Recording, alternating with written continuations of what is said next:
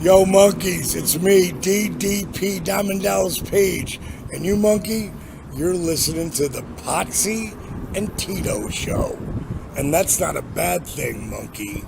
That's a good thing. Bang!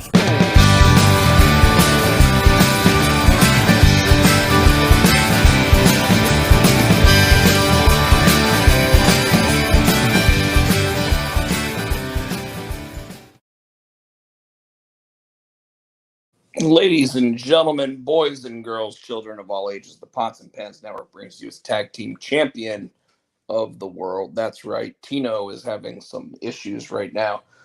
He's talking with his wife about trying to get on here and whatever the case might be. Um, Obviously, I'm Potsy.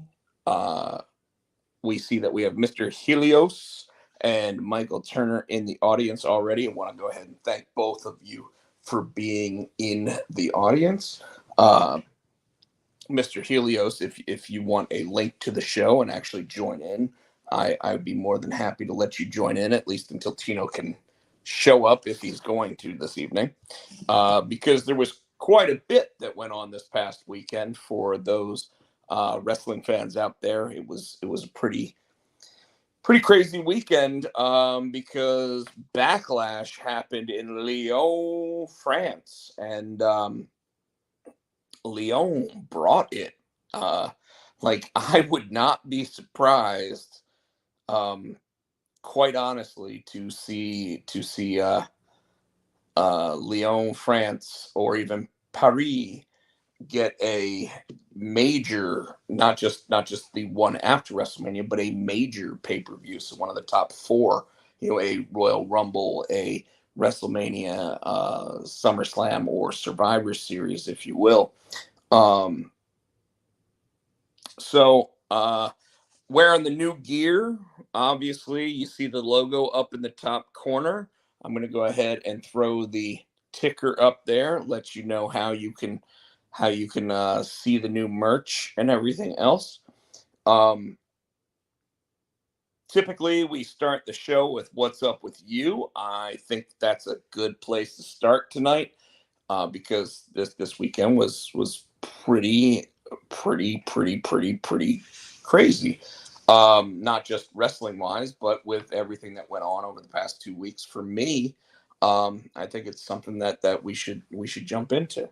So I'm gonna go ahead and pop up the "What's up with you" right there, and Tino normally sits there and talks about how, like, when I talk about the "What's up with me," it thought I was giving a thumbs up. I was scratching my ear.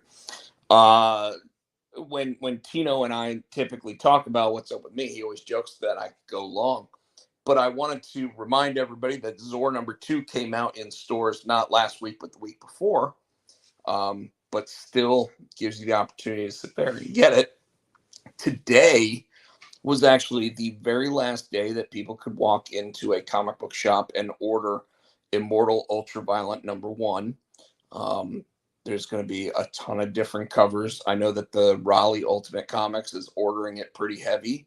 Gonna say that I anticipate that there are quite a few shops that are not ordering it very heavy. But what I did, just so everybody knows, is I sent out a blast email to over 120 shops across the country, the 120 biggest comic book shops that I could find the email addresses to. Sent them a copy of the book, told them, hey, we'd love for you to pick it up. We'd love for you to actually get it in stores, and even gave them the incentive, which I'll say here on the air, and I don't mind. Um, Told everybody in that email that if they order at least 10 copies, if they email me a picture of their invoice stating that they actually did order 10 copies or more of the book, that I will send them at least a autographed copy of the book. And I'm pretty hopeful that actually gets some of those shops to sit there and say, you know what? Yes, we want to do this. We want to show you what we got and go from there. Um, so yeah, pardon me, just took some air down the wrong pipe. Um, couple other things that are going on. Immortal Ultraviolet is currently in development. been been in contact with one Jeremy Whitley. Don't know if he wants me saying it or not. And the artist Alex Smith, because they are currently working on a book that they're contracted through Keen Spot for as well. So I'm pretty excited about that because I helped facilitate that one coming to Keen Spot and am listed as the editor of the book. So I'm pretty excited about that. And we've really, ever since last weekend, where Jeremy and I sat next to each other at Fayetteville Comic Con, we've been kind of trying to make sure that the artwork is getting going again, so that we can actually get at least the first issue of that title out and on the shelves as soon as possible. And then, as I mentioned previously, there's a book from someone who has worked extensively with DC and Image, who will be announcing a title from in the near future that we're really excited about. When you guys see it, you're probably gonna sit there and go, "Wow, Keen Spot really stepped up what they're doing." And I helped facilitate this one as well, with the help of a local comic book shop owner, who brought it to my attention, and we were able to get the deal done, get it signed, get it moving, and yeah. So some really cool stuff down the pipe coming. Thanks for the like. By the way, if you're on, I just want to go ahead and state, obviously our theme song is brought to you by Adam's House Cats, called The Wrestling Song. It's available on iTunes for 99 cents. If you are on Facebook, I probably cannot see your messages coming in on the feed, but if you are on Twitch or on YouTube, I can. So if you want to follow one of those other links and join us on one of the other broadcasts, that's totally fine with me. But we are live on the Potsy and Tino channel on Facebook. We're obviously live on my YouTube channel and on my Twitch stream. So we're available on all three of those. Otherwise, the other thing, I know that everyone out there has known about my day job situation. I have I have accepted a position, so I will be starting a day job shortly. But I have another one out there that is also still a possibility. So I am hopeful that one of them starts relatively soon. And the reason why I say that is because the one still wants to look at my portfolio. Unfortunately, with what I used to do, which was creating and developing training materials for companies, a lot of that stuff is confidential information, so I wasn't able to take any of it with me, so that I had it for my portfolio to show new companies. So I've had to show a bunch of my graphic design stuff instead.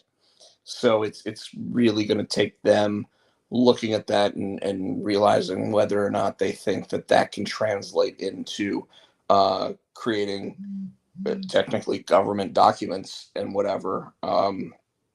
But I'm hopeful because I do have a pretty good resume of where I've done this stuff, and then I think that what I've sent them is pretty high quality stuff to determine that. What's going on, Southpaw? I know that you were out at Dragon's Lair this weekend. I was getting ready to jump into Free Comic Book Day, which was Saturday. I had a great time at Ultimate Comics in Raleigh, the shop off of Capitol Boulevard in Raleigh. They had really good traffic. The people that were coming up and talking to me actually wanted to know about books like Zor. I didn't bring as much in terms of like the old junior high horror stuff because that shop had a bunch of the junior high horror stuff in the past. And when I got there, I realized that they really didn't have all that much on the shelf right now. So I felt a little bit bad, and because of that, I'm going to be bringing them quite a bit more of the junior high horror stuff. Yeah, Michael, it was great seeing you. You came out. You definitely visited. You you did what you always do, which I can't thank you enough, man. I hope that when you read the books that you buy from me, that you really do get some entertainment out of them. I know that you like to support the local guys, but I hope I've actually given you reason to support me and reason to continue to read what I'm writing, because I think, um, especially the stuff that I've got coming out this year, I think it's on a different level. I think that bigger companies like Image not taking a chance on a book like Zor, I think they really missed out on some of the books that we've been doing. And I want to remind everybody, we got a pretty good audience out there right now. I want to remind everybody that Zor #3 is the final issue of Zor. But because I always like to give a little bit more to my audience, it is 29 pages in story and art, so it's not a small book, and it's the same price as the first two issues, which were also over the regular size 20 pages. Um, and I say that because we really think that this story was special, and Michael, the artist and co-creator of it, and I'll be honest, he's the main creator of it. I helped him flesh out his visual and everything else, and it was just such a blast to work on. He has finished the third issue now, so it is completed. It is done. It is going to be going to the printer here in probably 2 weeks. And we're really hoping we have it in time for Heroes Con, because Heroes Con, Michael and I will both be at. We'll both be signing copies.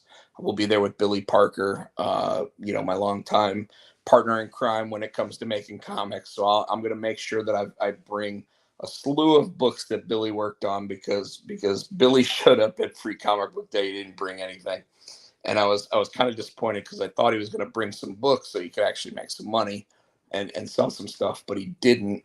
But I will say that the top two sellers that were at the show with us this past weekend were probably his Mandalorian action figure cover that he had done, and his Zor action figure cover. They really seem to sell well with the two of us sitting there, especially with kids coming up going, "Can I get both of you to sign this?" And we talk about, like, well, he worked on this and this, and they'd be like, "Oh, I want both of those then." So it was pretty cool. I did a couple sketches while I was there. Um, talked to some up and coming artists. Uh, there was a gentleman by the name of BJ who did a video that I'll probably post on. I think I already posted it on my Facebook page, talking about Zor. It was his indie comic spotlight, and he was really, really complimentary of the book. So I was very happy with that.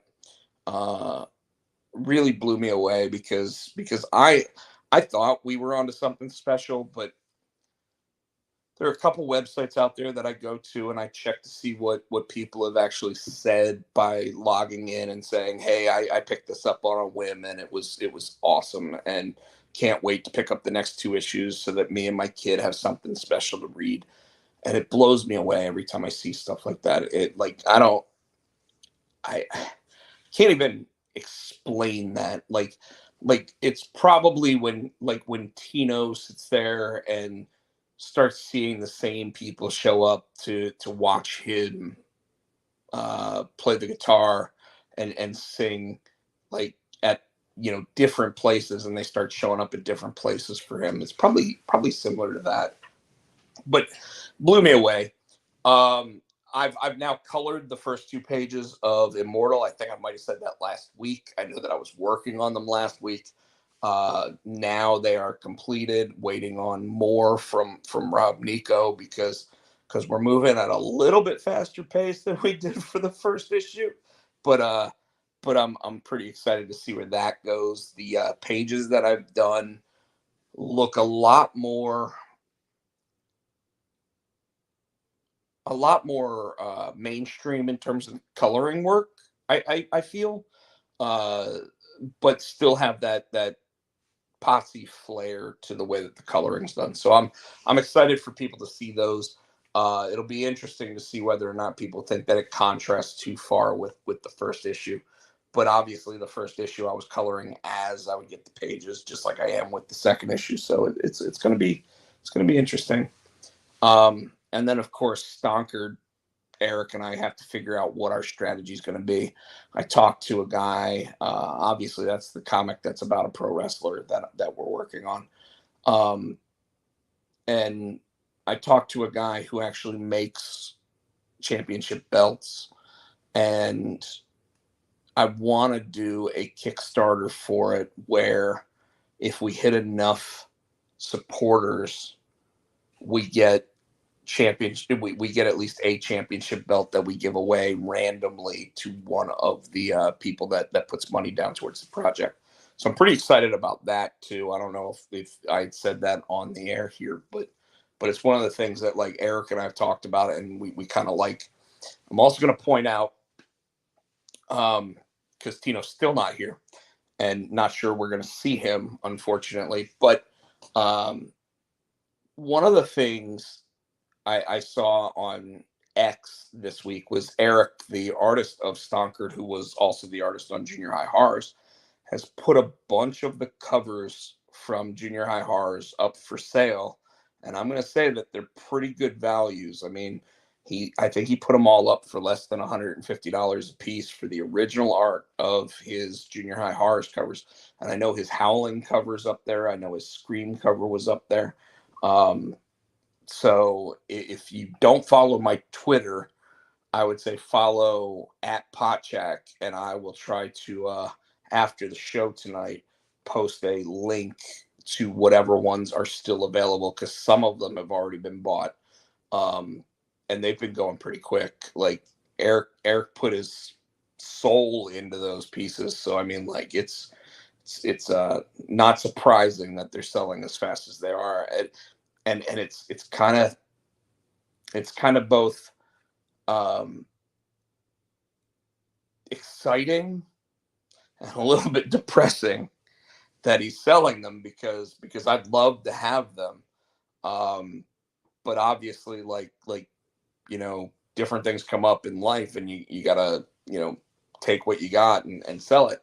So I mean, like, I'm sitting there going, man, I'm really excited about these things selling, because it means people still care about Junior High Horrors, uh, as well as both Eric and my working relationship to get the books out there and everything.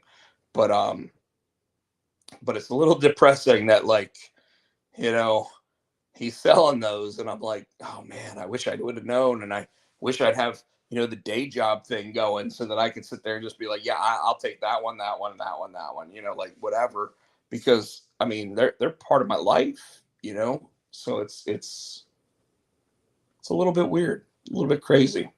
Um, yeah, so there's that. Uh,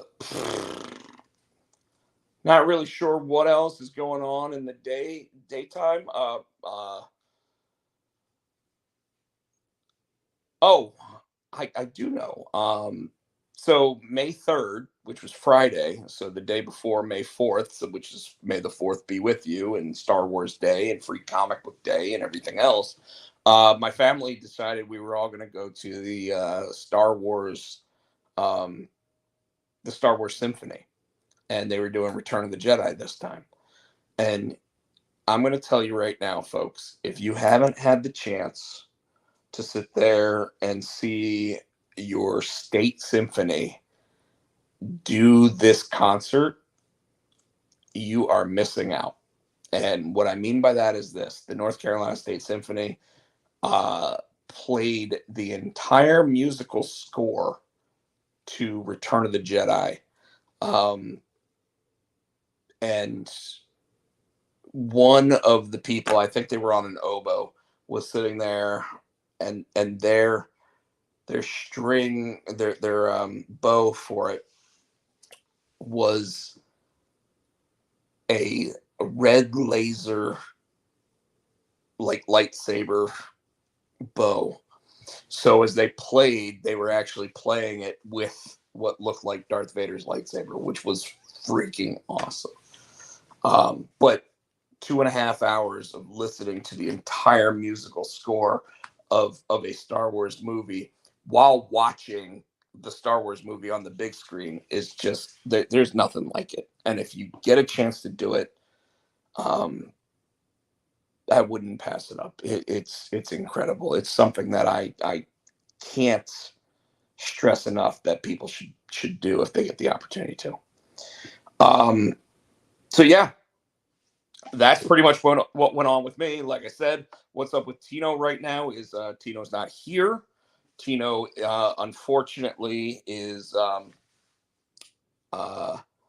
incognito because there's a massive storm going on in the Morrisville Apex type area and causing massive rains, floods, everything else, causing power to go out. It's nasty. So unfortunately, he's not here. He may jump in later.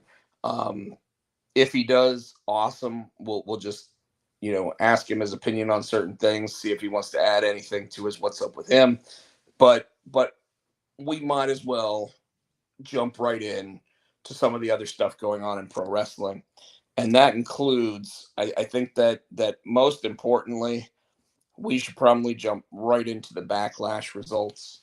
Uh, for those that did not watch SmackDown or Backlash, I'm going to tell you right now, I don't know why people hate France, because France brought it, and they brought it strong.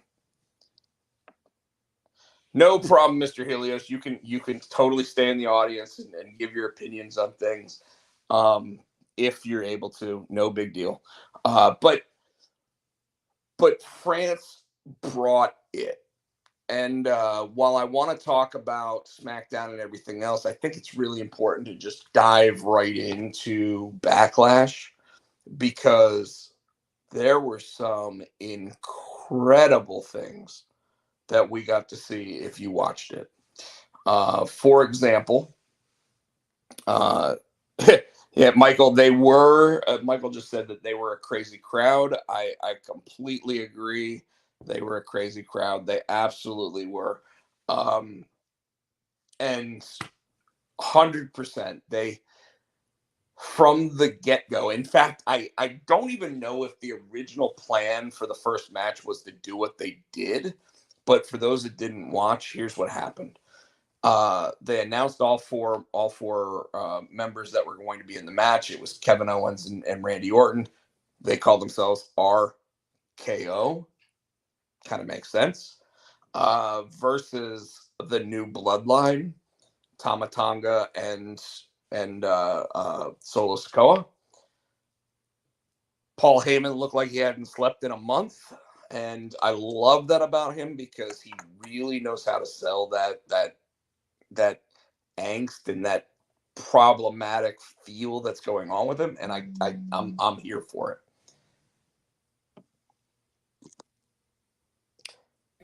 Folks, he's here. What up? He is in the house. I just started Backlash, but if you want me to step back so that you can talk about what's up with you, we could absolutely do it. Nah, I'm good. All right. Didn't do anything special this weekend? No, I mean I played last Friday. That was a good show. We were supposed to start at 7 and the power went out at 6:30 and the bar 6:45 right before we got ready to go on. And they were Just like like, this. huh? Yeah. Just like He said this. they were like, power's supposed to come back at 9:30. I'm like, well, fuck. Then he's like, well, can we talk about a discount? I'm like, no, bitch, my shit's already set up. No. And then so the power came back on. It came back on around 7:15, 7:20. And so I'm he's calling. So the I'm owner called. Yeah, can we get a discount because you're not paying the whole show. I'm like, well, what time does your bar close? He's like, midnight. I said, so instead of 7 to 10, we'll play 7:30 to 10:30, and you can still get in my check. Thank you. You know what I probably would have done there? I probably would have just started playing an acoustic set. There's nobody in the bar. Everybody left when the Right, power went out. but that's not your problem. That sounds like He a wasn't. them problem. Yeah, he was trying, and I wasn't having it. Was that So Hickory? no, that was Fuquay, Abbey Road, Fuquay. No, Hickory always takes care of me. I'll sit up in Hickory. The power goes out. They'll still give me my money. Yeah, as You long didn't as get. you know what? It's one of those things, man. Like if you show up and you're there, like it's almost like they have to like That's back from when I used to run karaoke. That's the way Steve ran it. He said, if you come, as soon as you set that first speaker on the speaker stand, I don't care. He said, I don't care if the wires aren't up. He said, you put those speakers up. I'm like, all right. So that's the first thing that's the first thing we would do. That's what we were trained. you walk in with that speaker. Put that speaker on that stand, and then we start putting everything else out. But as long as the speakers on the stand, we were set. I'd walk in with that first speaker already on the stand, and I'd walk in with nah. But yeah, but that was, and then that was about the excitement. Then I went to buddies. I went over to a friend's house. They had he grilled out. So he had because his my friend Andy, his family's from Mexico, so we had authentic, these things, authentic tacos. Like they had like when you go to the Mexican restaurants, and it wasn't hamburger meat. We had chicken, and then they had like the sirloin steak, and he grilled it, and he sliced it up real thin. Yeah, he sliced it up real thin, and he had all the traditional like sauces and guac and all. I'm like, oh my God, it was so good. But yeah, so that's about it. Nothing exciting. Nothing special. Star Wars Day? Mm-hmm. No, we didn't do it. May the 5th. No, what was it? May the 4th be with you. That was the cookout day. Oh, okay. That was cookout day. And then I came home, and I'm like, you know what? We got home about 10:30. I'm like, I'm gonna watch this pay-per-view. Yeah, I think I made it through the first match, and then I woke up on my couch. I was like, oh, gotta watch it tomorrow. Yeah, I didn't get to watch the pay-per-view until Sunday because that's when I watched it. I was at a comic thing all day because it was free comic book day on Saturday, and I already went through all that with everybody, so I don't need to repeat it. But that first match, and this is what I was like, I don't even care if we really talk about SmackDown or anything. I just want to talk about the crowd at SmackDown and the crowd at Backlash. And that's what I wanted. They were so amazing. I have never in my life heard a crowd on Friday and Saturday. Cody's song, they were singing Randy's song word for word, and that was fucking awesome. Well, did you watch the press conference afterwards? Nah. All right. So the press conference afterwards, what I thought was hilarious about the press conference was that these French people would sit there and be like, and then they would go, and in English, what did you think about tonight's show? And it was like, what the shit was so many damn words, And so when Triple H was out there, it was un, deux, after the 2 count, right? Like it was never a 3 count, and they were whatever it was, right? Like he always like Triple H came out, he's like 1, 2, Sakura Blue, like that's what he thought it was. And he's like, can somebody tell me what that was and what that means? And they were like, it pretty much just means it's a long 2. And he's like, oh, sounded so much better before I knew what it meant. Nice. But like, and I was like, the whole night I was like, what the fuck are they talking? Like, what are they saying? What is it? Like, and nobody, like There was one time where Corey Graves actually mentioned exactly what one of the phrases was, and it pretty much It's meant phenomenal. And anytime somebody says phenomenal, they sing that song, and that's why they kept singing it for they would not. And AJ looked visibly irritated. And granted, he's supposed to be the heel, but he was visibly irritated every time they sang that song. And I was pissed because I was like, what does that song mean?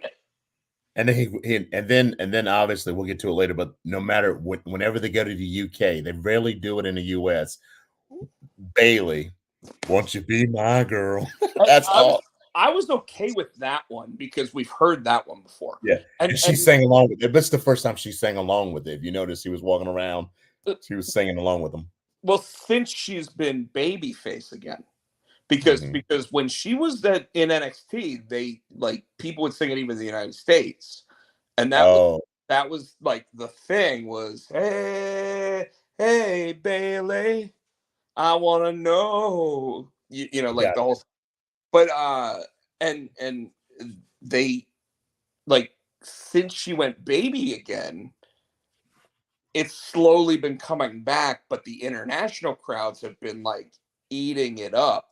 But I'm gonna tell you, so I want to start like I started already talking about the PLE a little bit, and I just got into like starting at Solo Sikoa, Tama Tonga, Randy Orton, and Kevin Owens. But I even want to start before that, and I want to talk a little bit about the like not the pre-show, but the thing they did the day before, where they all come out and they all sit there and like it's not a press conference, but it's something where there's like thousands of people in the audience, and they come out and they start talking to the wrestlers that are going to be there.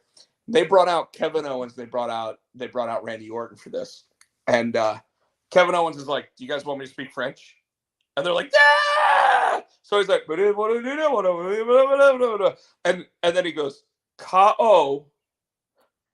Randy Orton," and they're ah, and then Randy Orton's like, and he goes, "I was just telling them that you and I are in a match together tomorrow, and it's you know they call me Ka over here. I don't know why K is said Ka, but it's KO and Randy Orton." He's like, and Randy Orton's like, "Oh, okay, KO, Randy Orton," and they all and then he goes, and then they just start cheering again, and then he goes, "Bloodline," and they all start booing.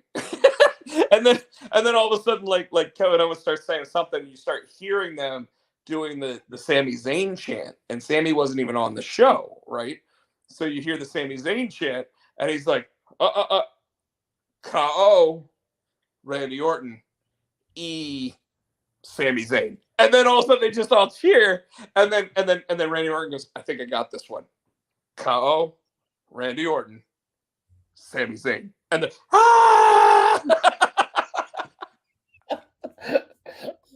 and it was amazing. It was amazing. And Kevin Owens is just the whole time. You know, and the crowd's going nuts. And they finally go to the back. They bring out the women. So they bring out Bailey, they bring out Naomi, they bring out Tiffany Stratton first. And she comes out, and they're all like, Tiffy time. And she's like, internationally, everybody seems to know what time it is. Like, I don't know why in the United States nobody seems to know what time it is, but everybody out here, Tiffy time. Naomi comes out, Naomi gets booed. Like, straight up booed, okay? At this pre-press conference thing. She gets booed. Bailey comes out, and there's literally the Bailey song and Tiffy time, both of them. And Bailey's like, you know what? I don't even care which one you're cheering for. As long as you're cheering some of us, it's great, blah, blah, blah. Naomi sits there, says something. They stop booing her at this point. She actually gets them doing a this and a chant. But Tiffany Stratton's in like, I haven't needed 12 years to get to where I'm at. I've been in this business for 2.5 years, and we all know what time it is. And the crowd just went and ate it up, dude. Like, she is over and over and over. And then, of course, they finished it with like Cody Rhodes coming out and actually cutting a promo. But what was funny was when Triple H came out. Triple H had sunglasses on and everything, and he comes out and he's like, everybody thinks with a name like Levesque that I speak French.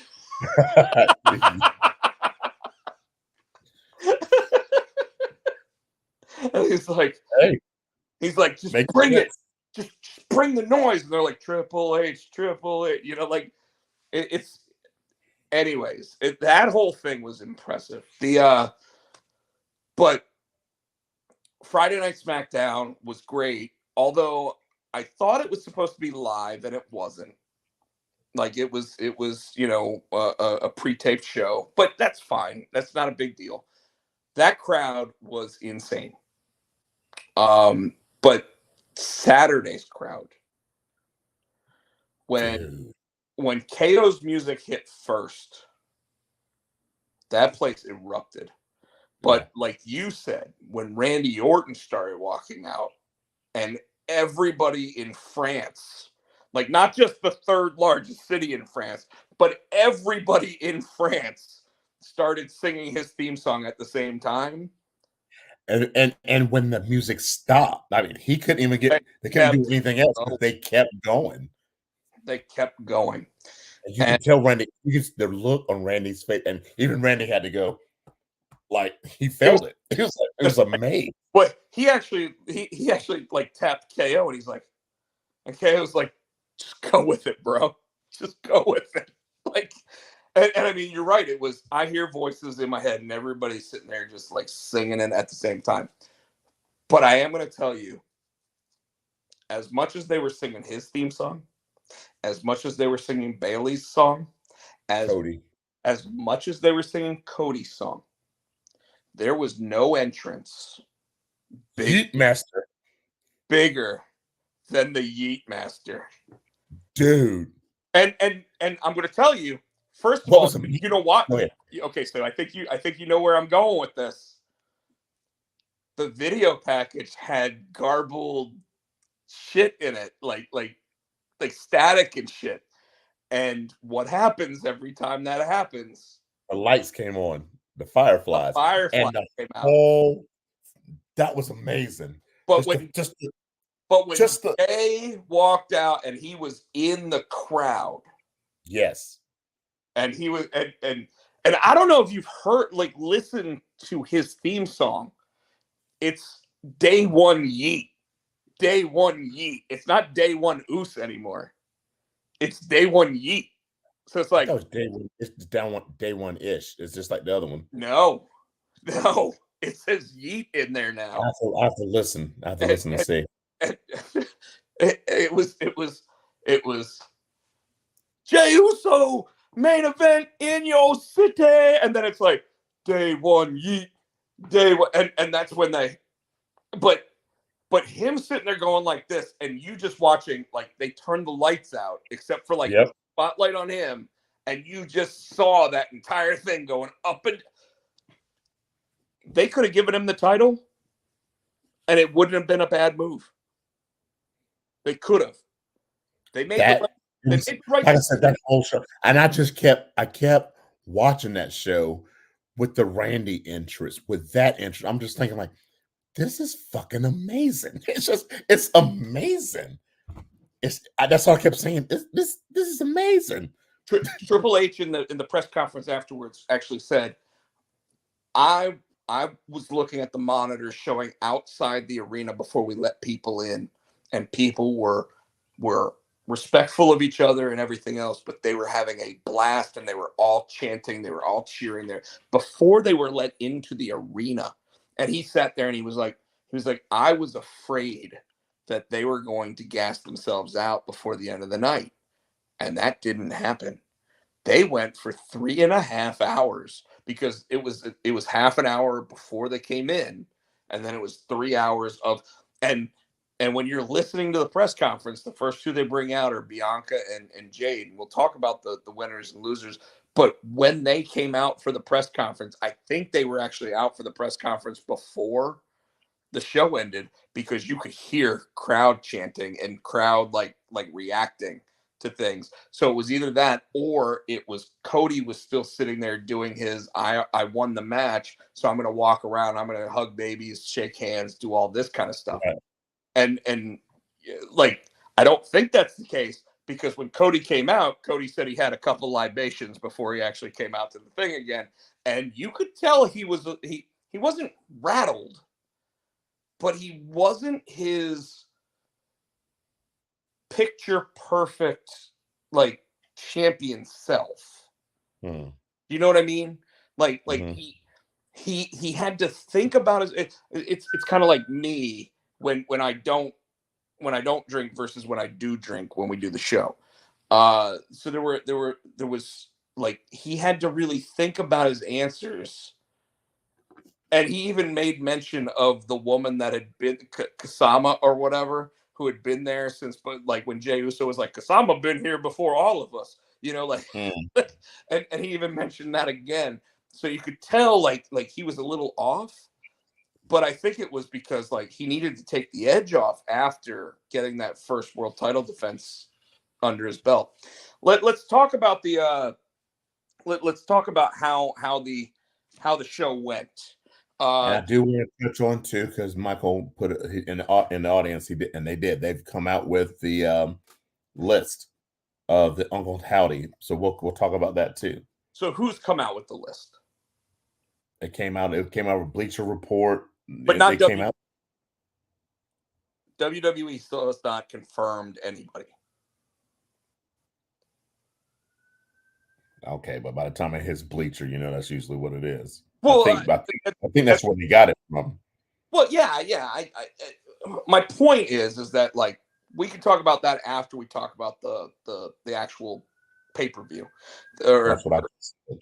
What's that? That's what I just said. I get. Jesus. I said we could talk about it after. I'm sorry. There's apparently. Yeah, that's at my house. I think it might be yours. I don't know. But again, until WWE confirms anything, things can change. And the reason why I say that is because of what happened in the first match of the pay-per-view. Because the match started, or didn't actually start, it kind of, everything broke up, and all of a sudden you have like Jamie Noble and the Hurricane and everybody else down at ringside, and Nick Aldis sits there and he goes, no, this isn't going to be fight. It's going to be a street fight. And those guys made the most of a street fight.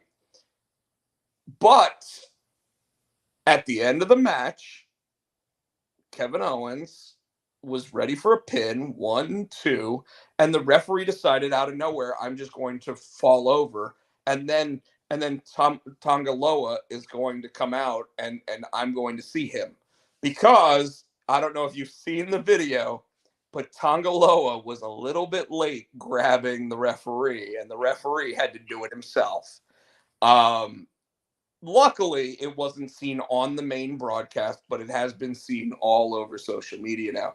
What I thought was really interesting about that, Tino, is, did you notice that there seemed to be like a hand trying to push the ring apron back up on top? Like, so there was another person underneath the ring. Like, I would hate to have to be that guy. It's Hornswoggle. It was Hornswoggle. I think the hand was a little too big to be Hornswoggle. Oh, okay. But no, it's probably the Undertaker, because the Undertaker's at all those shows, so it was probably the Undertaker. No, I think it was the other. I think it's going to be the other. Fatu. I don't think they were going to bring both of them out at the same time. But that's what I mean. So you were just talking about the list of the Wyatt 6 or Wyatt 5, Wyatt whatever, but we all thought it was going to be Jacob Fatu showing up at the pay-per-view, and in fact it was not. It was Camacho. It was Camacho, formerly Camacho, now known as Tonga Loa, who is the brother of Tama Tonga. So the bloodline continues to expand. Paul Heyman on Friday admitted that he has not talked to Roman Reigns at all since the loss at WrestleMania. That was funny. So he's Corey Graves said in a moment of what did he call it? He said in a rare moment of a mistake or something that the wise man had made. We got a little nugget of information or something. Yeah, because he was talking. He slipped up with Nick Aldis. Like, I haven't talked to him since WrestleMania. Nick said, "What did you just say?" I was like, "Oh shit!" But it worked, and now but then backstage, we the Bloodline wins, and they beat two of the biggest names in WWE. So I mean, it's done to really get the Bloodline refocused and working towards something that and it doesn't hurt. It doesn't hurt Randy or Kevin. No, not at all, especially with the reactions they got. But then they go backstage, and I know that there was another match that happened, but I just want to continue the storyline element.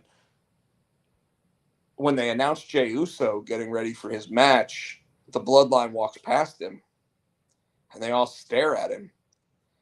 And then as they walk by, Paul Heyman sits there and looks like he's begging for Jey Uso's help, like just visually saying, like doing that eye motion of "Get me out of here, get me out of here, you help me, yeah, help me, help me."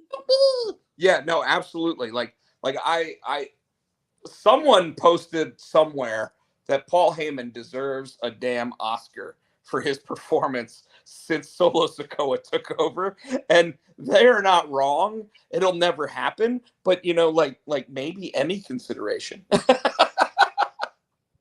this fool looks really scared. Dude, I wouldn't be surprised if he actually lets his hair go fully gray.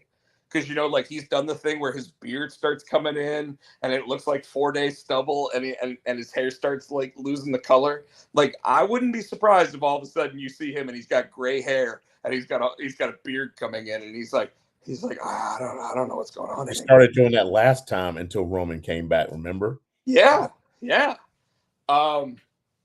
Second match of the night we had Bailey women's tag team match.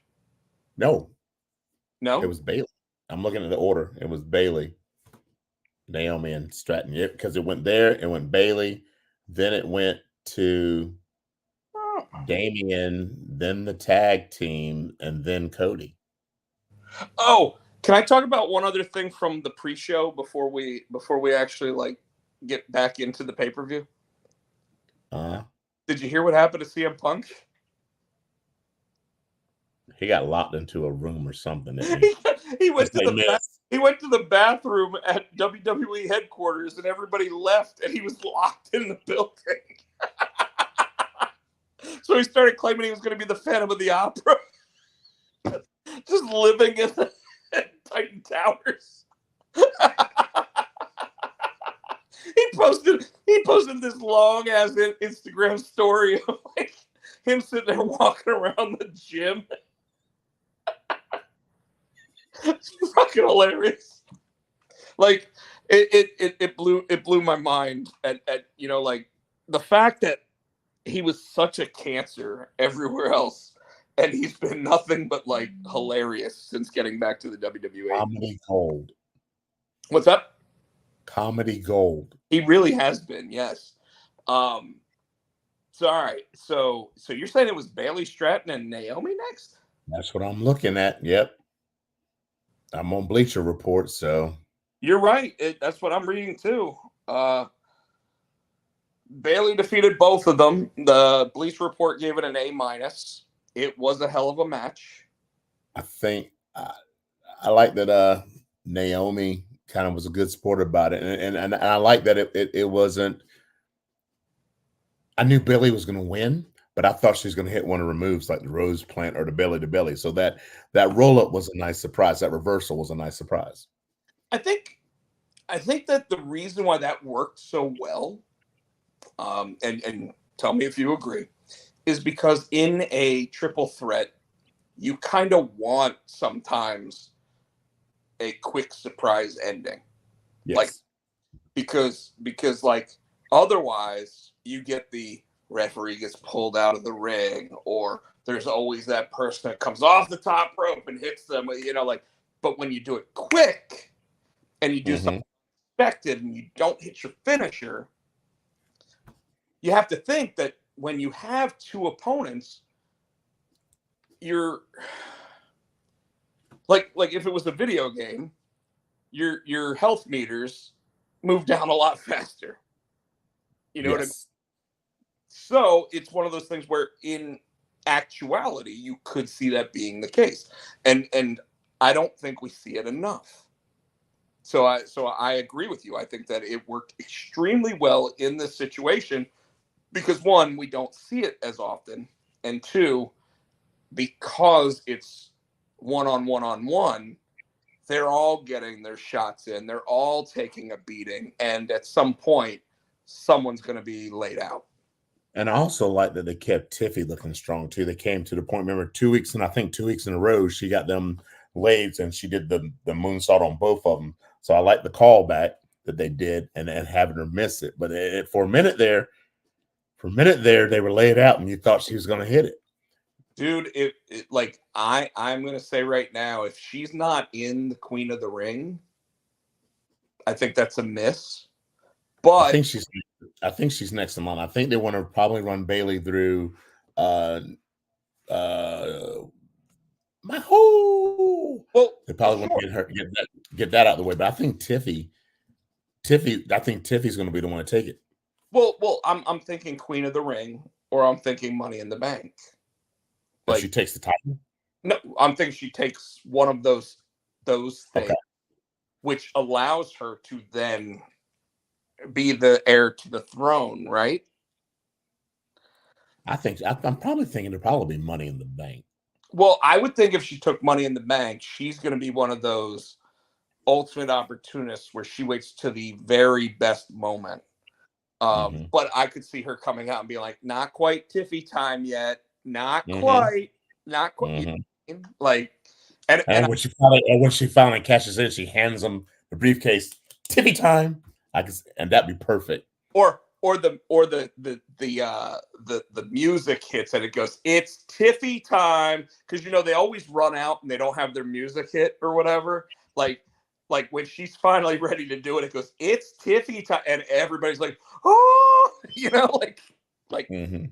I'm with you. In fact, you know what? I hope she doesn't win Queen of the Ring. And I could totally see her. In fact, now that I think about it, I think Liv Morgan's going to win Queen of the Ring. Yeah.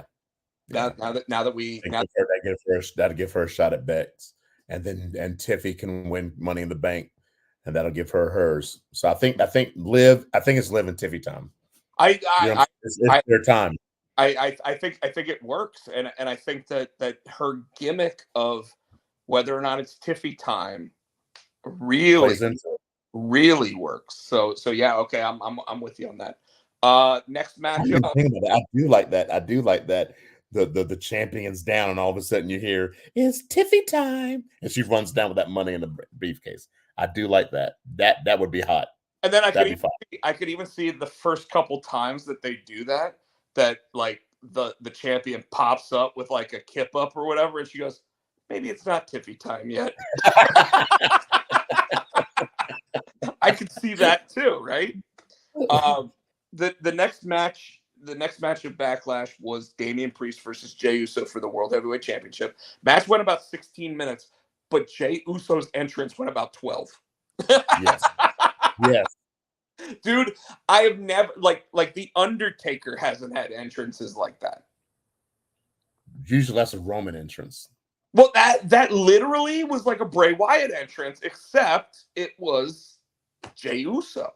And obviously we already said that the reason why the Fireflies came on probably had something to do with the fact that in the arena there was probably something that said, hey, Yeah. pull up this QR code, whatever.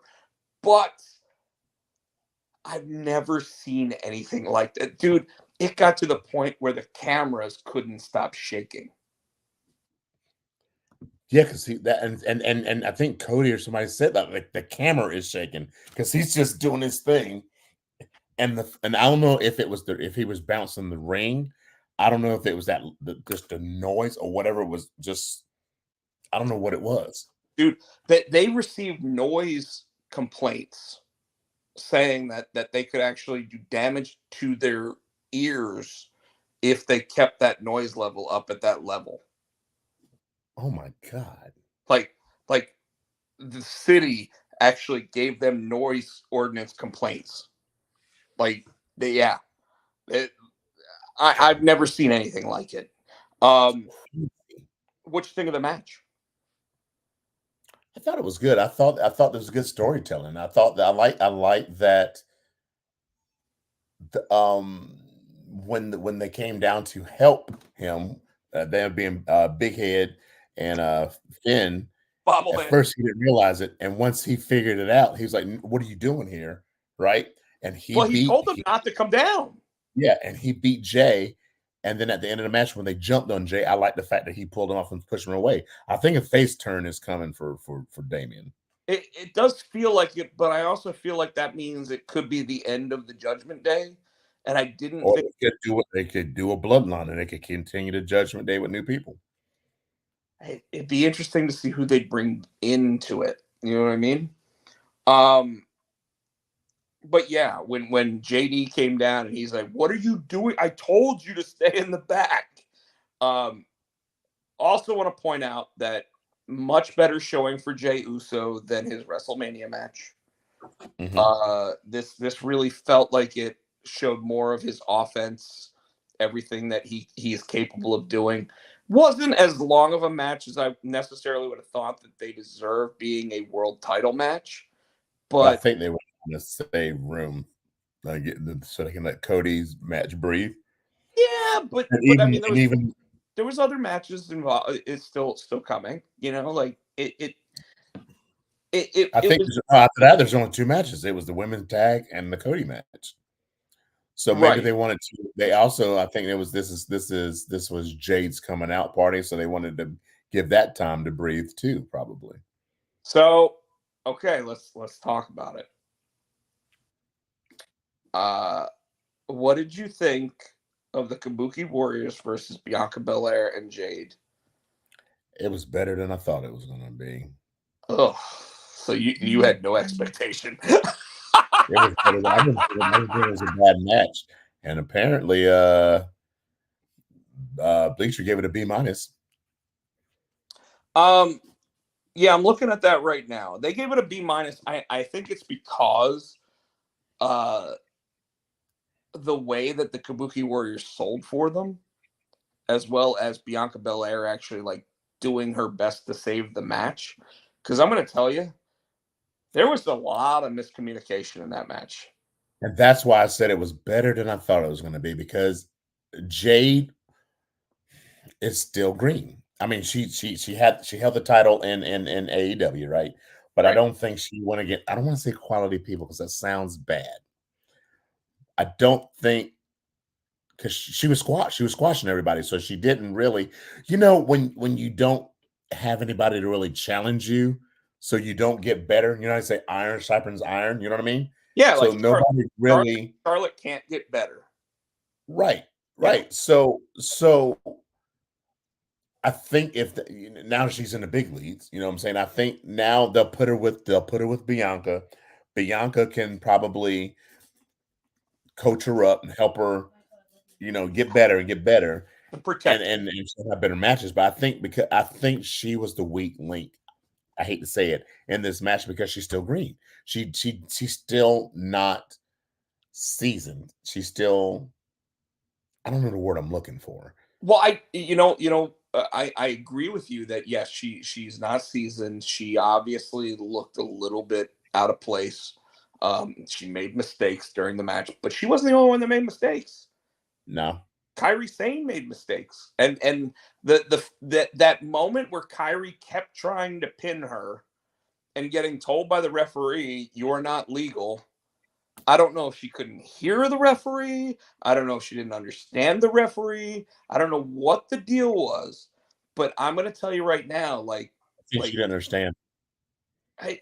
it had to have been because she couldn't understand him because of how loud it was, because they Yes. really don't have those miscommunications. Yes. Did the "you're not legal, you get out," and Yeah. she just kept going back down to try to pin.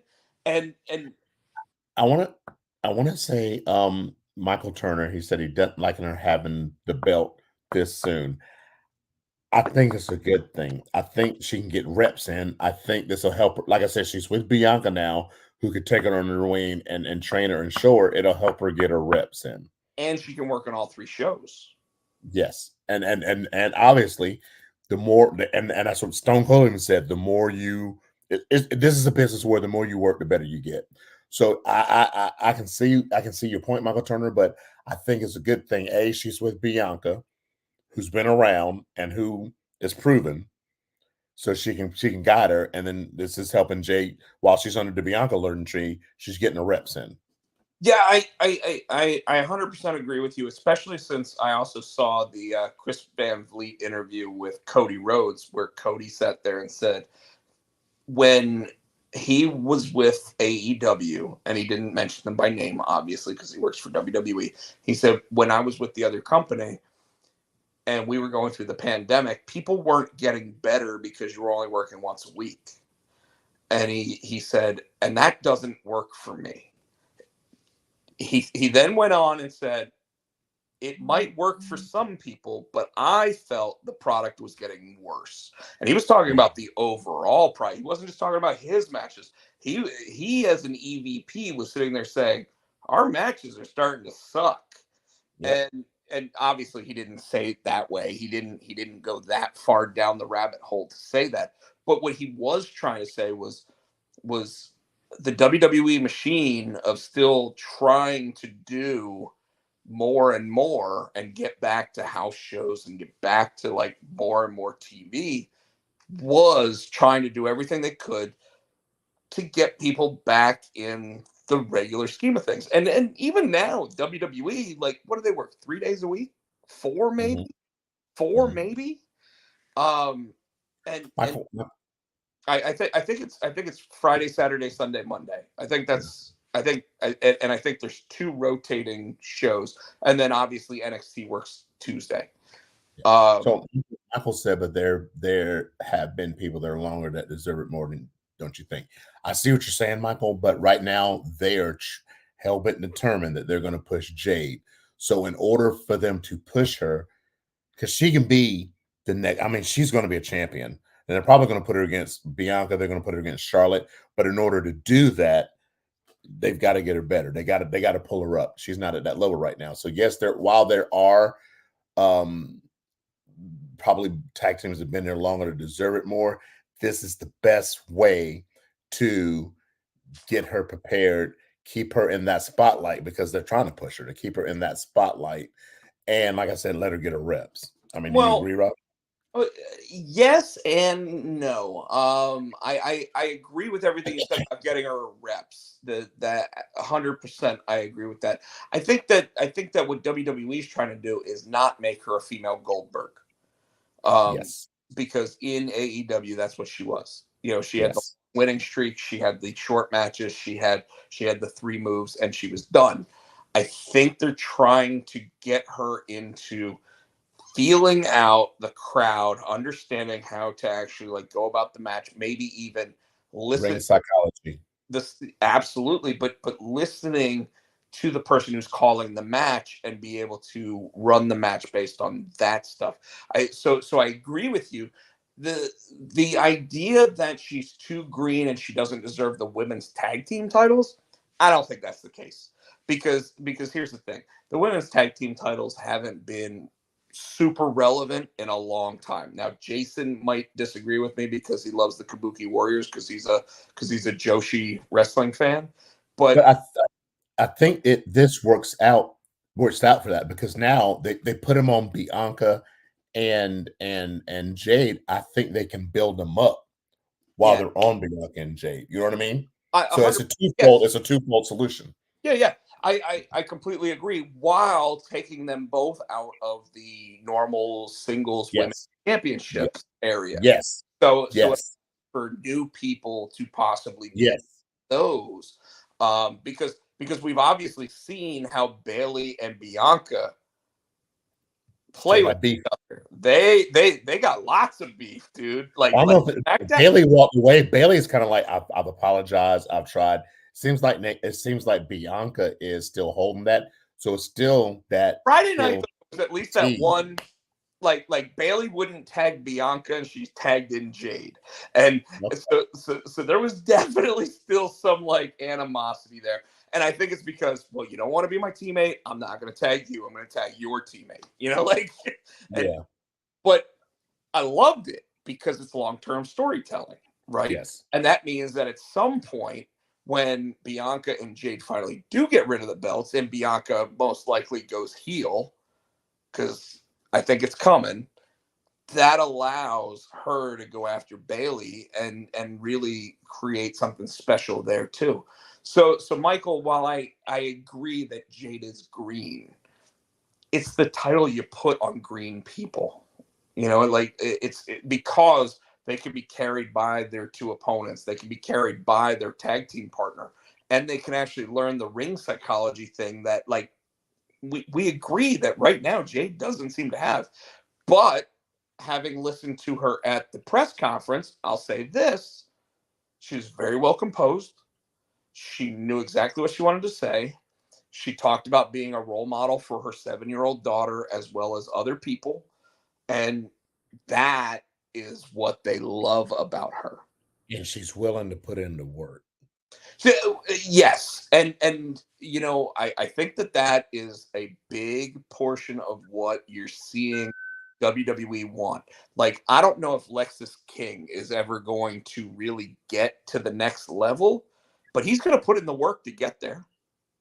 He's going to bust his ass to sit there and say, I'm going to get to where my dad was, and good for him. I think that there are a lot of people on the other shows that don't do that.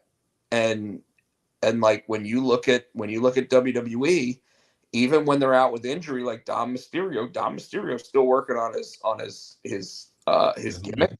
He's still working on his mic work. He's still working on all that stuff. He's still working on the chemistry with people. He's still doing all that. And that's how they get over. So it's interesting, but it's yeah. The match though,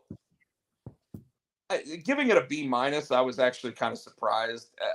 At best, it was a C minus match. I didn't think it was very good. I do think Asuka and Kairi Sane are the benchmark of the women's tag team division in any wrestling federation. Like, they are that good, but there was definitely miscommunication. There was definitely bad spots. There was definitely people falling over each other. Like, it was a sloppy ass match. But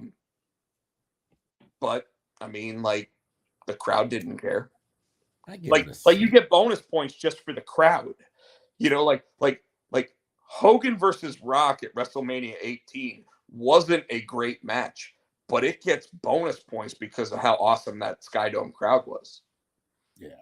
So that's where, okay, I'm willing to go from a C minus to a B minus because of that. Now the Cody and AJ match, this next match, and I didn't realize it. First time ever. That was the first time ever, but I didn't realize that AJ faced Dusty for the NWA Championship. I had to go back look at it. It was back in TNA. I didn't know that. I had to go back and watch that match. AJ was the champion then, and he beat Dusty to retain. So that's fucking cool. I didn't know that. Well, so the story build up itself, unfortunately, wasn't as good as it could have been. Hell no. If I'd have known that, I'd know shit. But Michael And Cole Corey Graves really tried to tell the story for this as well as they could. And, like Friday night, Cody Rhodes or AJ, Cody Rhodes actually put up the too sweet, and AJ looked like he was going to do it, and then he decked him. And it's because Cody Rhodes was the leader of the Bullet Club. AJ so was AJ. was the Bullet Club leader. But to your point, yes, in like 2007, Dusty Rhodes did like 4 matches in TNA, and I think it might have been back when they actually still had like the Wednesday pay-per-views, Tino. And Dusty Rhodes went in there, and they even talked about how AJ didn't have that ring gear anymore, but he made sure that he got ring gear that looked just like it for this match because he wanted to get inside Cody Rhodes' head. And I thought that was awesome. So that match, hold on, because I'd watched it. It was 5 years ago. Well, 5 years ago they posted it. Oh, I thought I was going to have the date that it was. I want to say it's 2006 or 2007. Yeah, it was a TNA pay-per-view number 65. So that is back when they were still doing the $10 pay. Yep, I remember I was watching those $10 pay-per-views. So was I, but I wasn't paying for them. Oh, hold on. No, it wasn't 2007, dude. It was October 8th, 2003. So it was 20, so it really was 21 years ago. Yep.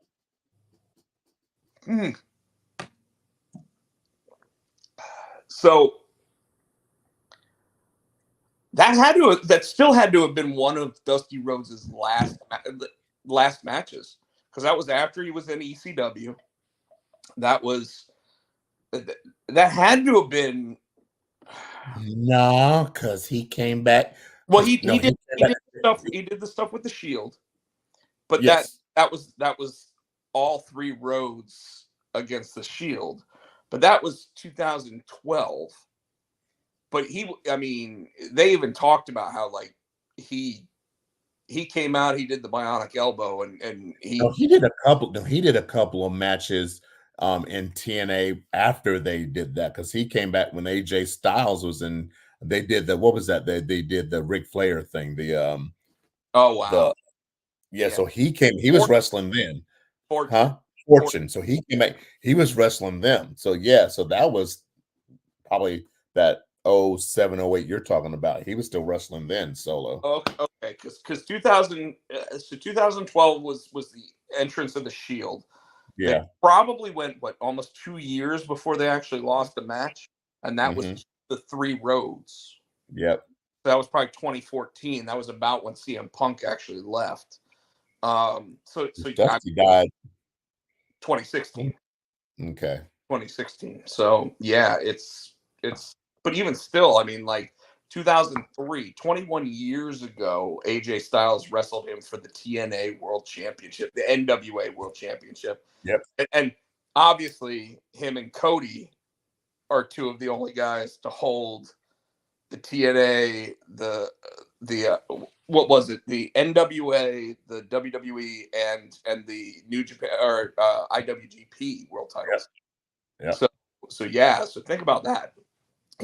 All this talk about how Moxley's the first one to hold the WWE, New Japan, IWGP title, and the AEW title. I laugh at that because I'm like, yeah, but that's because the AEW title has only been around 5 years.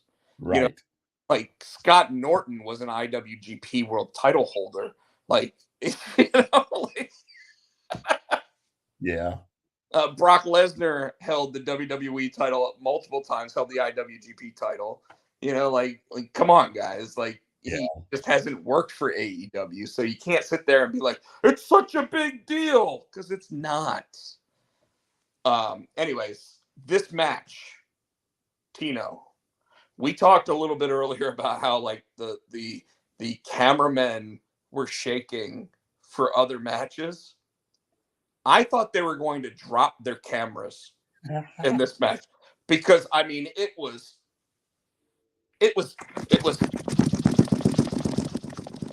like that. Like it was insane, dude. And then I didn't know what the song was they kept doing to AJ, and I'm like, if I was AJ Styles, I'd be pissed. Yeah, that was, I guess he said whenever they hear the word phenomenal, they sing that song. So that was AJ's song. So I noticed that it wasn't even anybody saying phenomenal. It was anytime AJ was standing and Cody was on the ground, they would do it, and AJ was just like, it was, dude, it was fucking insane. Okay, the 1-2 Sakura Blue thing was okay. Okay, I get that. All right, whatever. And like I told you, Triple H found out that all that meant was 1-2, and he's like, it's not as cool after you find out what it means, you know. Like, but the AJ Styles thing, I was like, because they kept doing it, and I don't know if AJ knew what it was about. He's just a dude from Georgia, you know. Right. AJ put on the best match that I've seen from AJ Styles in about 5 or 6 years, and I don't know if Cody put on the best match Cody's put on in the last 5 or 6 years, but AJ put on the best match that AJ's put on in the last 5 or 6 years. When they both fell off the top rope, I thought that was a little weird. I think my favorite part, and it was a callback. He's right. It was Corey Graves called it. So the night before in SmackDown, AJ was talking shit to Cody, and he did the Stardust thing. So in the middle of that match, when Cody did that cartwheel and did the Stardust thing, I popped. That shit was awesome. Cody brings that out anytime somebody sits there and bitches at him about being Stardust, because he did it against Seth at WrestleMania, even though they hadn't actually had like any conversation. You just know that like he was gonna bring out a little Stardust that very first match that he showed up, you know, like when he came back, and he did it, and he looked at the camera, and he just like, he didn't wink, but he was like, you know. And this time, like, it was definitely a just yep, you get one of those. That's what it was. What do you think? What do you think of AJ's new entrance music? Just off the, I'm okay with it, because I feel like it's one of those things where when he becomes a babyface again, if he does, which I would assume he'll finish his career as a babyface. In fact, I was kind of surprised they didn't do an actual like Too Sweet. I still want him to come out to get ready to rock. I am. You're not going to get I am. That's my favorite AJ. I think that's my favorite AJ. It is his best music. I don't know what he came out to in New Japan, so I doubt it was the same thing as the TNA music. But because of that, like his I am music was definitely the best that he came out to. But as he continues to evolve, because I mean, he's a different wrestler than he was 10 years ago. He's a different wrestler that came into WWE. So him coming out to this, that with the Oregon, they don't want none. I mean, I like that too. This new music, I don't know.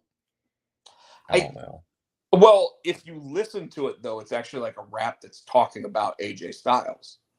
Yeah. And I'm okay with that, because when it actually says he's phenomenal, it's AJ Styles. Like, you're like, yeah, they're right. But I think it's heel music, right? Yeah. WWE is hit or miss with a lot of their music recently. The AEW was hit or miss for a long time with a bunch of their music, until they did the Osprey music and the CEO music. Yeah. I don't even know what the Okada Another thing that I was just reading in the Bleacher Report, and I did notice it, and I forgot to mention it. Samantha Irvin is so fucking cool. She let that place finish singing before she started making her. Did you notice that before she started doing her introductions? And that's just a small touch, but that was class. Well, it was, but if you notice, the production team actually did that, and it wasn't her. It was they would flash the lights on and off, and that's when the crowd knew to simmer down, so they could actually get to things. And I they didn't did it notice that. multiple times where there was like a flicker in the lights, and then all of a sudden it was like, okay, coming down the aisle, like that kind of thing. Like, I didn't notice. Okay, I didn't notice that. I thought she was just waiting for him to be done. no, and unfortunately, like in those situations, like with SmackDown or whatever, you can't just wait for them to be done because the fuckers don't finish. They just You know what that crowd kept reminds going. me of? You know what that crowd reminds me of? The night after WrestleMania crowds. No, dude, this was a different level. You think? This was different, and and you could tell because Randy Orton is sitting there going, "Shit," like Kevin Owens has to go, "Hey, wake up, we got a match," like so amazing, like Yeah. but 3 hours and the entire Cody versus AJ match. Every time AJ took the offensive in that match, they hit him with that same thing over and over and over. And there's a point where the crowd becomes too much and they're just in business for themselves. And I don't think the WWE ever let them really get to that exact moment. But there were definitely times where the crowd was like when Jey Uso, right before the match really started, and he went like that, and the crowd just went Yeah. with him. And then he's pointing at Damian Priest, and Damian Priest is like, and he's like, and they do it again. Like, there's something about that. And I think what it's showing is like what WWE really wants every crowd to be. But Yeah. I think the problem is that the United States right now is oversaturated with wrestling shows. So we don't get as excited about it. Although you and I, when we went to DPW, we saw some of that because that crowd, every time they'd be like, this match is scheduled for one fall, like we all did that. And if you notice, they tried to do that to Samantha Irvin. And she didn't let them. She just because Triple H doesn't want them doing that. So I'm laughing.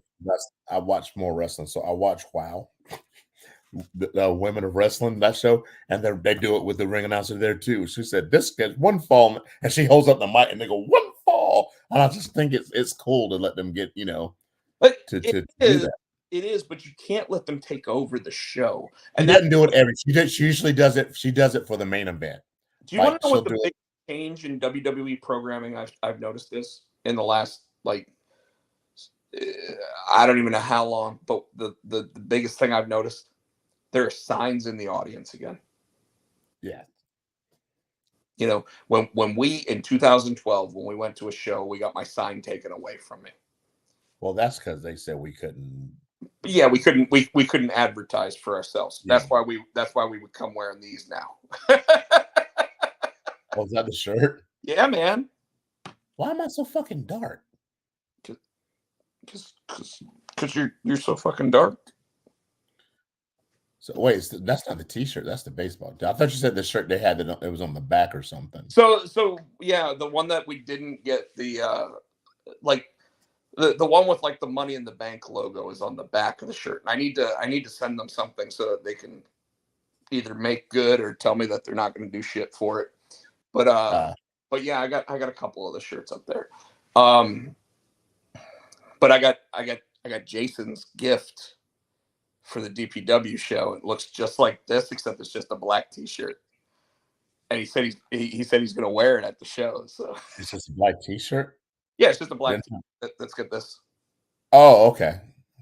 That's funny as shit. But that's the biggest difference I've seen at WWE is that they're allowing people to express themselves again like that. like for a long time, you could barely get in the Cesaro section, sheets of paper. And now they're like, as long as the arena allows it, we'll let you bring in whatever the hell you want, just make sure that it's appropriate. And that's what people are doing.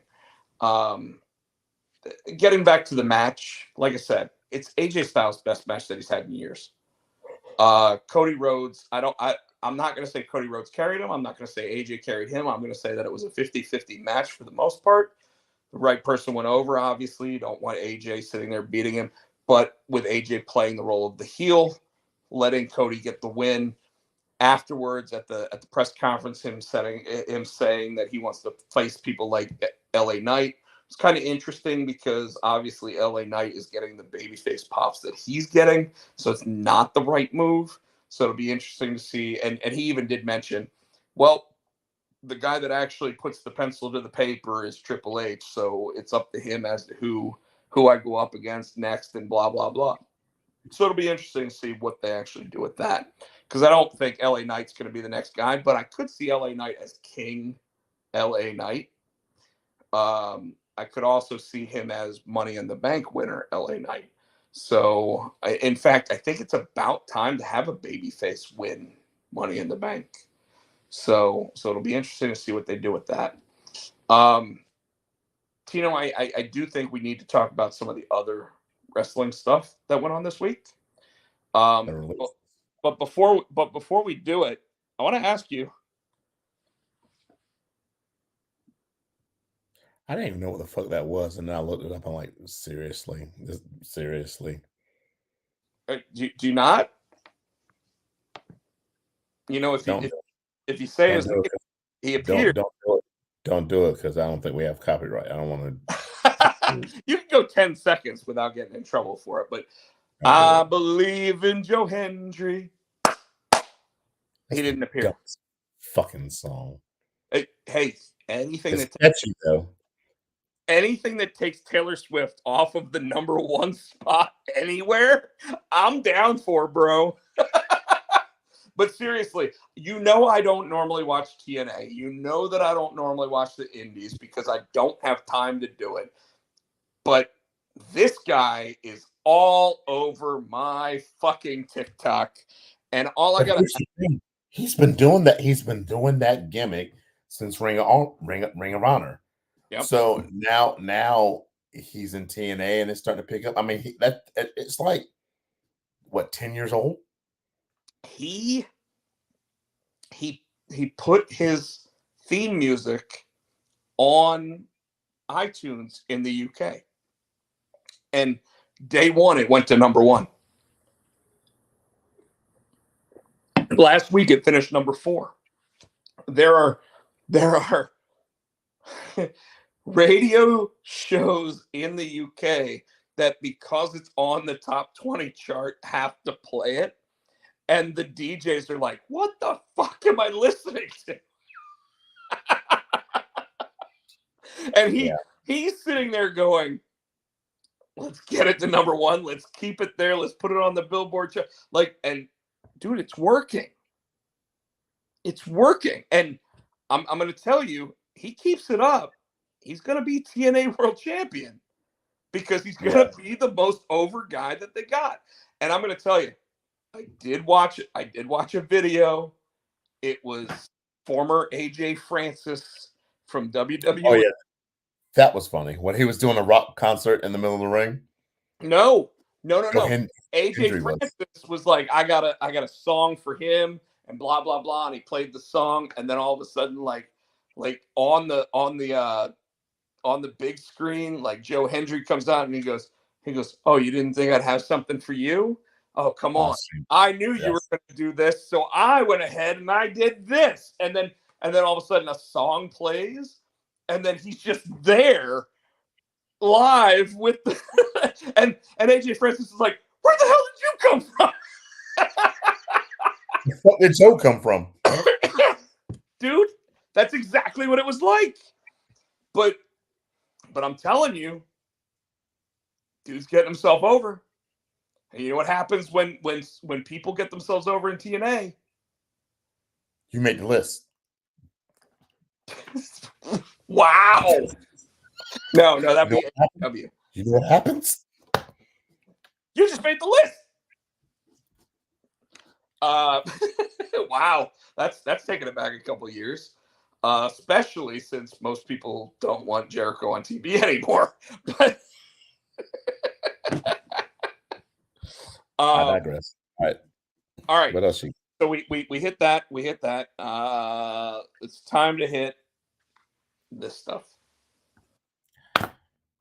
It's 10 o'clock. Uh, I You really, weren't here for half an hour. I know, but it's 10 o'clock. They so didn't have yes, collision. They didn't have collision this week, thank God. we're in the Um, Rampage hour apparently. they hitched Rampage to Dynamite. But what did they do? They did their show based out of Winnipeg. Oh yeah, Kenny Omega came back. They jumped him, so he's going to be out for more time. The Elite, they jumped him. That's so fucking dumb. He comes back, and then the Elite jumps him, so he's going to be out for more time. You know what they should have And done? I don't understand the whole, when Tony's not not here, our ironclad contracts. I'm like, what the shut up. You know what though? If it was anybody else in that position, I'd be okay with it. Like if Christian Cage was the EVP and he was able to sit there and go, my son Nick Wayne is going to go after that FTW title, I'd be okay with it. My problem, and your problem, obviously, is it's the young fucks, the young cucks, the young whatever. They're not even young anymore. They're just the cucks. They're the fucks. They're whatever you want to call them. The fact that it's them, we're all in agreement. They need to go away. But is this going to be what can possibly turn AEW television around and get them more viewers? Depends on how they play it. If the Young Bucks are not selfish, don't call them young. They're not young. If they're not selfish and they actually help people get over and they don't use this to their advantage, then yes, it could turn it around. Because they already started with Swerve talking shit to him, and he mentioned it twice. He said, what you did to Tony was a bitch move. He said it twice now. So it's almost like I don't want to say it, but they're trying to go back to the Stone Cold. Yeah, that's exactly in there. Stone Cold Swerve Strickland. Yeah, so. Yeah, I think they went way too far over with the Swerve Strickland babyface turn. Like he was definitely closer to mid, like tweener. I don't know, because when he got jumped by Christian, he said, I got something for you next week. So, and he had that evil laugh. So I think he's going to be face Swerve, but I think he's going to go back to his devious ways. I'm waiting to see what they're doing. I'm waiting to see what they do on Dynamite this week, what his revenge is. If it's something corny, then I'm like, yeah, they took the face Swerve too far. If they let him, I will hold judgment. I will say I do like the fact that his first real opponent is going to be Christian Cage. I think that after Christian held the TNT title as long as he did, he earned that right. And I like the I always talk about having continuity or continuity. I'm sorry, in the storyline. And he even said, "Did you think I was going to let you get away with going into my son's house and beating him up?" I've forgotten all about that. They brought that back. That I was happy with. That makes sense. That makes sense that's why Christian's going after him. You know what I mean? It's not just because I'm Christian. He has a reason. That makes sense. I'm cool with it. Well, you know what I like to say, Tino? I like to say if it makes sense, it makes dollars. Yes, but they finally did something right. No, I agree, and it takes really good storytellers to be able to tell that story, right? And the idea that it was something where it was like, oh, Swerve came into his house, did this, whatever. When he was, Because I'd forgotten about it. yeah, I had forgotten about it. And then when he said that, I was like, holy fuck, they did it. yeah. They finally went back and actually looked at their own videotape. Yes. But I mean, like it's UConn's head coach was the latest person to show up on WWE. Apparently, they're in Hartford, Connecticut tonight. So apparently, the UConn head coach of the women's basketball team showed up tonight. Right. And that makes sense. They were probably in the audience. No big deal.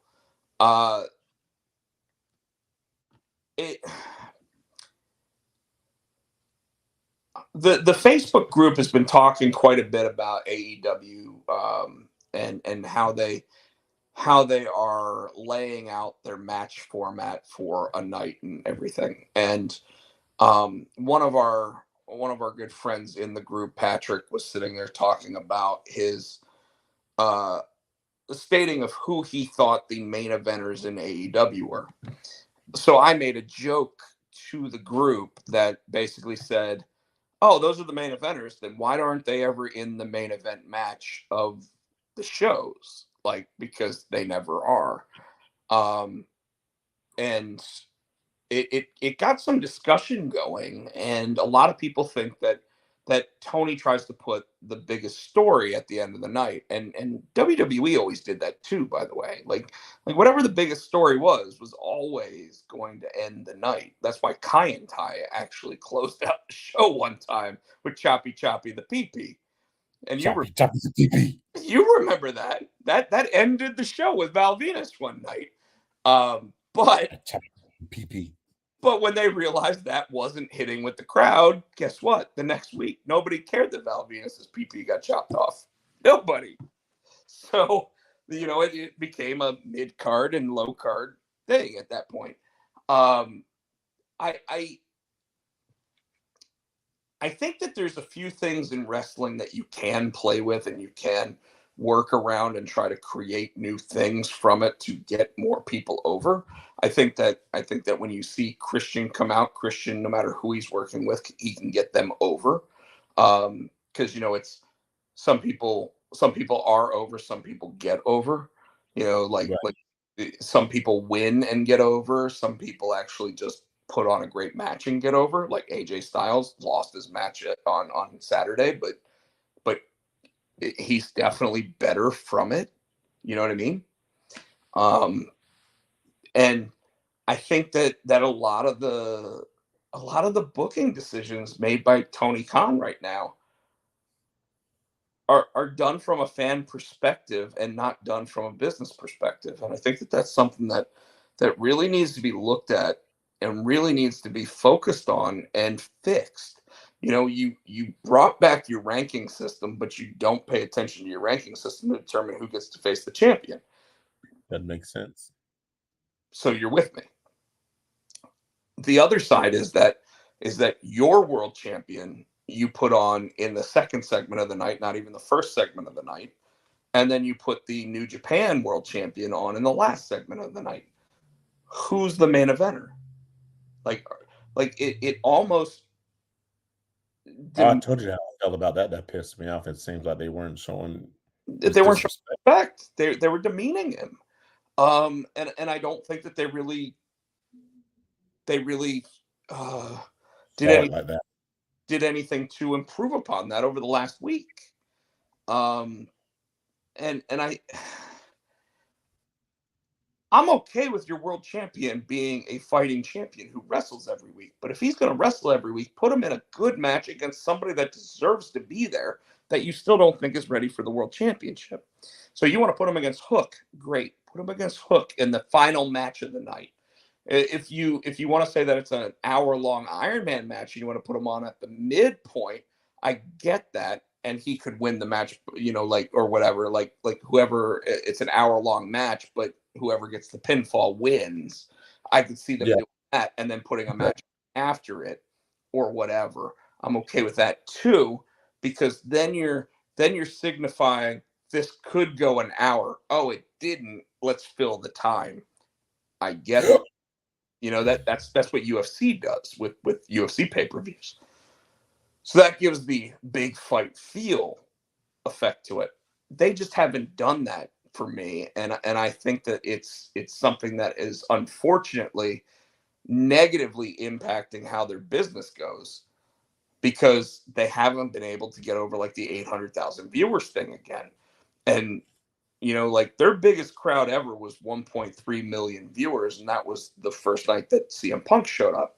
Since then, they've been able to hit 1 million a couple times, but they've not been there since he's been gone from the company.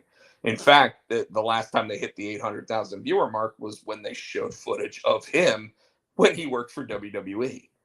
So I don't know where they're going with it, Tino. Like the fact that they've taken that and actually made a real storyline out of it, where it no longer has to deal with him and it has to deal with the EVPs taking out the top executive and the top babyface guy that they already kicked out of their group. I guess it's something that they can build on. And we've seen in the past that when you do that, it can really help ratings. It can help drive business. It can do, like you said, the Stone Cold Steve Austin thing. If they start Right. beating up Swerve Strickland every week, then I don't know if that does that. Like, the reason why Austin was able to get over the way he was because the top heel in the business was trying to thwart him, and he kept beating them. Am I right? Okay. Anything else about AEW? Trying to the Rampage. The only thing I want to talk about is the Rampage. That match. Sky Blue and Willow Nightingale. I didn't That see. match. That match hurt. It was a pretty much street fight for the championship, for the TBS title. Right. It was a good match until it Sky Blue pulled out this board or this table that had barbed wire on it. Did you just say barbed wire? Barbed wire, whatever. Barbie wire. Go ahead. Sorry. I lost my train of thought. What's her name? Willow. Yeah. Did that damn doctor bomb off the ring apron, and she lands on her ass through that table. So she's got it in her ass, and so she pins her. So she tries to get up, and as she's getting up, that's how you know it's real wire, because as she gets up, she's cursing, "God damn it!" It is, you can see it pulling out of her skin. They're helping her up. And they said, I was reading, like, after the show, it took 3 or 4 people to help Sky Blue get untangled and out of it too. I'm like, I don't know, using real barbed wire like that, I don't know how I feel about it. So I wouldn't do it during a Rampage. Ever. Like, for whatever reason, Tony Khan seems to think, oh, we're going to get more viewers if we do this during Rampage. And they get you got to remember that Saturday's Wednesday night, though, it was a 3-hour block, so they were trying to keep people for that whole thing. Yeah, I guarantee that's why he did it. I get that, but here's the thing. If you're going to do that, make the first hour Rampage, right? So make it Rampage 8 to 9, make it Dynamite 9 to 11, and just flip-flop what's going on. Like, put all that Rampage shit at the because let me be honest with you. After you see Kenny Omega get thrown off of a stretcher and everything else, and then they look at him and go, "Hey, get him up and put him in the," which actually made me laugh a little bit. After I saw that, I'm like, why would I watch any more of tonight's show? Like, that was the end. Oh no, there's a whole nother hour tonight. Stay with us right now. We're coming up with Again, you're an ass. You're WWE, Mark. People who enjoy AEW will watch those 3 hours. So instead of calling it an hour of Rampage, just call it a 3-hour Dynamite. And put your main event at the end of the 3-hour Dynamite. Am I wrong? It's 2 separate shows. That's like saying Hold on. Was one of them on TNT and the other one on TBS? Or were they both right after? No. There's right after each other. So do the shitty show first, which would be Rampage, and then do Dynamite after. So why does Rampage have to be the shitty show, though? Well, because it's always the shitty show. It's been getting better. See, again, you don't watch the product. You admit that you don't watch Rampage, so you don't know it's shitty or not. Yes or no? Do you watch Rampage? Product getting yes or no? Do you watch Rampage? What are the ratings? I'm not asking the ratings. I said, Rob Potsy Potcheck, do you fucking watch Rampage or not? I watch it from time to time. Yes or no? From time to time. It's 10, not every week. 10:30. Not every week. No, I'm serious. I don't watch it every week, but I do watch it. I try to keep up with all of this stuff, man. Don't look angry. Because you get on the show and because you think it's shitty, it's shitty, so nobody should watch it. I'm talking about the ratings. The ratings for Rampage are shittier than Dynamite. I'm not wrong. Okay. For the longest time, the WWE was shittier than Nitro. For the longest time, Raw's ratings were shittier than SmackDown. I mean, going on your logic, then that's a shitty show. We shouldn't watch it. Actually, we said oftentimes that we might stop watching Raw. We said that a lot. We asked, like people can go back and watch that. We definitely said that. Chris Barrett said, "I'm with you, Rob. The only reason got watch Rampage or Collision is as a drinking game." I don't know if that's true, Chris Barrett. Why are we? I think Collision oftentimes puts on 2 or 3 really good matches a night. I do think, and okay, since you probably want me to say something nice about AEW, especially since we're getting close to that 2-hour mark. Here's the deal. The wrestling is normally super solid, right? The booking, not necessarily. Because, again, why in a 3-hour straight shot night would you have Willow Nightingale and Sky Blue going on after your big angle between Kenny Omega and the Bucks? I agree, but that doesn't mean damn Rampage is a shitty show. Okay, maybe my wording wasn't exactly proper. Okay, you're right. It's been 2 hours that we've been on here, so I'm getting a little antsy on it. But still, I would have put that on to end Dynamite, and I'd have been like, "We'll hear from the Young Bucks during Rampage right now." And I would have started with that. You know what I mean? Yeah, that was my shit started flicking again. So shit out of me. I'm like, all right, we gotta wrap this shit up. All right. Anything going on with you this week? Any shows? No, my next show. So I got a weekend off. Next show is next Friday. That's the one that's going to be in Morrisville, and then so I'll be Friday night in Morrisville and Saturday night in Hickory. So I am back to back. So not this week, but next week. Next weekend, yeah. This weekend I don't have shit. All right, I may come out and visit you at your show in Morrisville. Yeah, whatever. Is that Woody's? Woody's in Morrisville, yeah. Yeah, I might come out for that one. All right, we'll see. You have to remind me, but I'll forget by then. Obviously, Monday Night Raw is happening tonight, folks, so we're going to hop off of here. Want to thank Adam's House Cat for the wrestling song, always, until Tino actually writes us a new one. 99. It's available on iTunes for 99 cents. Yep. 99. You're right. You're right. I started rewatching The Boys just because June 13th, the new season starts.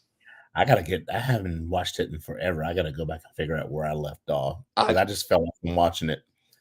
Well, remember, after you watch season 3, you got to watch Gen V. I think I started watching Gen V, and then I thought, So I don't know. I got to go back. No. I'll go back. You have to watch all of Gen V.